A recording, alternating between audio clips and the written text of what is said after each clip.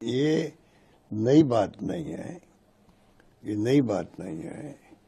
जब कभी राहुल जी गए बाहर, वो अपनी बात कहते हैं, बात वही कहते हैं जो यहाँ पार्लियामेंट के अंदर या बाहर बोलते हैं, नई बात नहीं बोलते वो।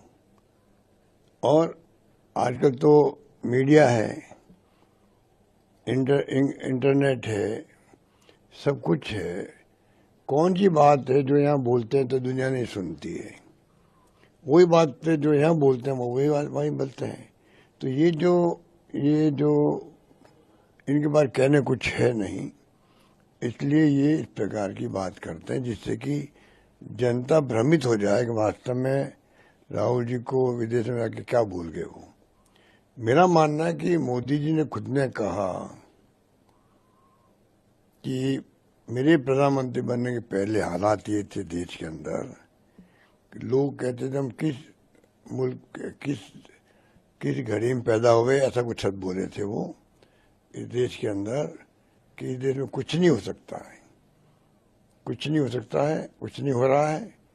और पता नहीं ऐसा सब काम लिए जो बहुत ऑब्जेक्शनेबल था उस वक्त में कि कहाँ हम पैदा हो गए इस प्रकार से, मायने उसके ये थे।